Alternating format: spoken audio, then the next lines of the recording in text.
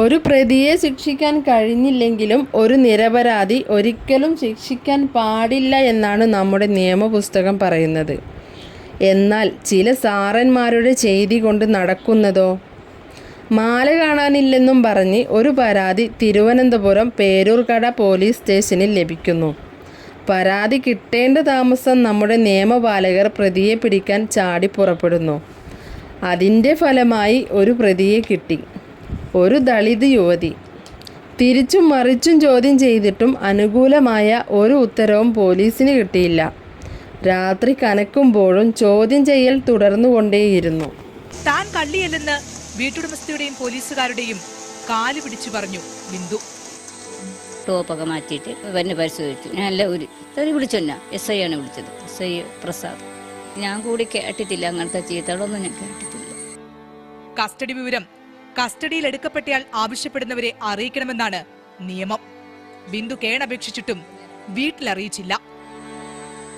രാത്രി വൈകിയതോടെ ആട്ടുകാലിലെ വീട്ടിൽ കാത്തിരിക്കുന്ന പെൺമക്കളെ ഓർത്ത് ബിന്ദു കുറ്റമേറ്റു. നിന്നെ കൊണ്ടുപോകും, നിന്റെ മക്കളെയും കൊടുക്കുമെന്ന് ഈ പ്രസിഡന്റ് എന്ന് പറയുന്ന സാറ് ഈ പോലീസുകാരൻ പറഞ്ഞു. പിന്നെ എനിക്ക് പിടിച്ചു നിൽക്കാൻ പറ്റില്ല. രാത്രിയായിട്ടും വീട്ടിലെത്താത്ത ബിന്ദുവിനെ തിരഞ്ഞിറങ്ങിയ ബന്ധുക്കൾ മാല വീണ്ടെടുക്കാൻ ബിന്ദുവുമായി പോലീസ് വീട്ടിലേക്ക് എത്തിയപ്പോൾ മാത്രമാണ് വിവരമറിയുന്നത്. തിരികെ സ്റ്റേഷനിലെത്തിച്ച ബിന്ദു വെള്ളം ചോദിച്ചപ്പോൾ മറുപടി ഇങ്ങനെ: ബാത്റൂമിൽ പോയി കുടിക്കാനാണ് എന്നോട് പറഞ്ഞത്. രാത്രി മുഴുവൻ മാലക്കള്ളി എന്ന വിളിയും കേട്ട് സ്റ്റേഷനിൽ. രാവിലെ ഒരു 11 എൻ്റെ ചേട്ടന് കാപ്പി വാങ്ങിച്ചു കൊണ്ടുവന്നു. കാപ്പി വാങ്ങിച്ചു കൊണ്ടുവന്നിട്ടും ഈ പോലീസുമാർ എന്നെ കഴിക്കാനോ ഒന്നിനും എന്നെ സമ്മതിച്ചില്ല. ഉറക്കാതെയും വീട്ടിൽ നിന്ന് കൊണ്ടുവന്ന ഭക്ഷണം പോലും കൊടുക്കാൻ സമ്മതിക്കാതെയും ദാഹിച്ചപ്പോൾ ബാത്റൂം കാണിച്ചു കൊടുത്ത് അവിടെ പോയി കുടിക്കാൻ പറഞ്ഞ നല്ല മനസ്സിനുടമയായ ആ പോലീസുകാരൻ കേരള പോലീസിന് തന്നെ അഭിമാനമാണ്. അവൾ ഒരു ദളിതായതാണോ പോലീസ് സഹോദര നിനക്ക് പ്രശ്നം? അതോ അവളുടെ കളറോ? മനുഷ്യനാണെന്ന ഒരു പരിഗണന മാത്രം പോരെ അവരെയൊന്ന് കേൾക്കാൻ? അവരുടെ കൂടി നികുതി കൊണ്ടല്ലേ നീയൊക്കെ ശമ്പളം എണ്ണി വാങ്ങുന്നത്? അതിനൊന്നും പ്രശ്നമില്ലെങ്കിൽ എന്താണ് നിങ്ങളുടെയൊക്കെ പ്രശ്നം? ഒരു രാത്രി മുഴുവൻ ശാരീരികമായും മാനസികമായും പീഡിപ്പിക്കാനും ഉപദ്രവിക്കാനുമുള്ള എന്ത് കുറ്റമാണ് ആ സഹോദരി ചെയ്തത്? പോലീസാണ്, എന്തിനും അധികാരമുണ്ട് എന്ന ധാർഷ്ട്യമാണോ നിങ്ങളെ കൊണ്ട് ഇതൊക്കെ ചെയ്യിച്ചത്? കേരള പോലീസിന് ഇന്ത്യയിലെന്നല്ല ലോകത്ത് തന്നെ നല്ല പേരാണുള്ളത്. ആ പേര് പെട്ടെന്ന് ആരും ചാർത്തി കൊടുത്തതല്ല. നല്ല പോലീസുകാരുടെയും ഉദ്യോഗസ്ഥന്മാരുടെയും നല്ല പ്രവൃത്തി മൂലം അധ്വാനിച്ച് നേടിയെടുത്തതാണ്. അതിനൊക്കെ കളങ്കമാണ് നിന്നെ പോലെയുള്ള ഉദ്യോഗസ്ഥന്മാർ. നിന്നെ കൊണ്ടൊന്നും ഈ വകുപ്പിന് ഒരു ഉപകാരവും ഇല്ലാതിരിക്കാം.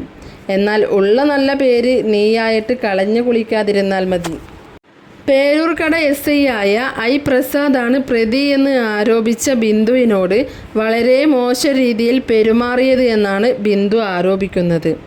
അവർക്കെല്ലാം എതിരെ നിയമ നടപടിയുമായി പോകുമെന്ന് തന്നെയാണ് ബിന്ദുവും കുടുംബവും പറയുന്നത്. നിയമ നടപടികളുമായി പോവുക തന്നെ വേണം. അതിന് ബന്ധപ്പെട്ടവരുടെ സഹായം കൂടിയാണ് അവർക്ക് വേണ്ടത്. സർവീസിൽ നിന്നും പൂർണ്ണമായും പുറത്താക്കുക തന്നെ വേണം. സർക്കാർ കൊടുത്ത എല്ലാ ആനുകൂല്യങ്ങളും തിരിച്ചെടുത്ത ശേഷം പിരിച്ചുവിടുക. അതും വീണ്ടും ഈ സേനയിലോ സർക്കാർ തലത്തിലോ ഇനിയൊരു ജോലിയും കിട്ടാത്ത രീതിയിൽ ചെയ്യണം. എന്തിനാണ് ഈ പുഴുക്കുത്തുകൾ ഇവിടെ ഉണ്ടാവുന്നത്? ആയിരക്കണക്കിന് ഉദ്യോഗാർത്ഥികളാണ് പുറത്ത് ജോലിക്കായി കാത്തിരിക്കുന്നത്. അവരെ നിയമിക്കണം ഇവർക്കൊക്കെ പകരം. SI പ്രസാദ്, എനിക്കൊരു കാര്യം പറയാനുണ്ടെന്ന് പറഞ്ഞു. ഞാൻ പറഞ്ഞു, എന്ത് സാർ? അത് ഈ പേരൂർക്കട കവടിയാറ ഭാഗത്തു നിന്ന് എന്നെ കണ്ടുപോകരുത്, എങ്ങോട്ടങ്ങൾ നാട് വിട്ട് പൊക്കോളണം എന്നാണ് ഈ SI എന്നോട് ലാസ്റ്റ് പറഞ്ഞത്. നമുക്ക് ഭംഗിയില്ല, നമ്മളെ ജാതിയുടെ ഇത് വെച്ചാണ് ഇവർ ഇത്രയും ക്രൂരതയോട് ചെയ്തിട്ടുള്ളത്. വീണ്ടും ജീവിത പ്രാരാബ്ദങ്ങളോട് പൊരുതി തുടങ്ങിയ ബിന്ദു ആ മാല കിട്ടിയില്ലായിരുന്നുവെങ്കിൽ തന്റെ പെൺമക്കൾ എക്കാലവും മാലക്കള്ളിയുടെ മക്കളെന്ന് വിളിക്കപ്പെടുമായിരുന്നുവെന്ന് നെടുവീർപ്പെടുന്നു. ഇതേപോലെ മണിക്കൂറുകൾ സ്റ്റേഷനിൽ നിന്ന ഈ ദളിത് സ്ത്രീ പേരൂർക്കട സ്റ്റേഷനിൽ നേരിട്ട ക്രൂരമായ അനുഭവങ്ങൾ വിവരിച്ചെഴുതിയ പരാതി മുഖ്യമന്ത്രിയുടെയും DGPയുടെയും മേശപ്പുറത്തുണ്ട്. കുറ്റക്കാർക്കെതിരെ കർശനമായ നടപടി ഉണ്ടായേ തീരൂ.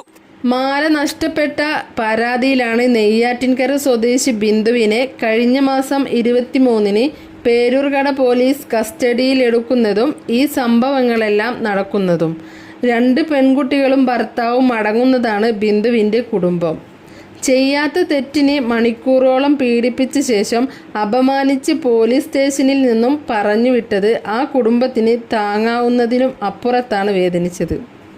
പോലീസിന് പരാതി ലഭിച്ചാൽ അന്വേഷിക്കാം, ആവശ്യമുള്ളവരെ ചോദ്യം ചെയ്യാം, അതൊക്കെ ശരി തന്നെ.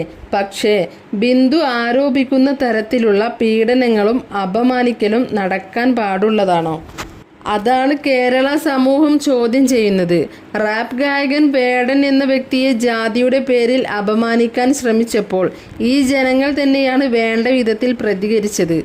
വേടന് ലഭിച്ച നീതിയും സപ്പോർട്ടും ബിന്ദുവിനും കിട്ടുന്നതുവരെ നാം എല്ലാം പ്രതികരിച്ചേ പറ്റൂ. അപ്പോൾ ഇതിൽ ഏറ്റവും പ്രധാനപ്പെട്ട കാര്യം എന്ന് പറയുന്നത് കവടിയാറിലെ വളരെ സാമ്പത്തികമുള്ള ഒരു വീട്ടിലെ ജോലിക്കാരിയായിരുന്നു ഈ സ്ത്രീ.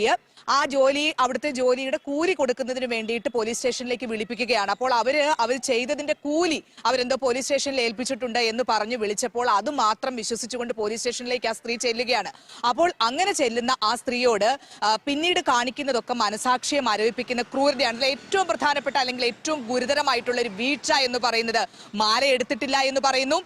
പ്രാഥമിക അന്വേഷണം പോലും നടത്താതെ ആ സ്ത്രീയെ തന്നെ കുറ്റവാളിയാക്കുകയാണ് പോലീസ്. അവരെ കണ്ടപ്പോൾ തന്നെ അവരെ കുറ്റവാളിയാക്കുന്നു.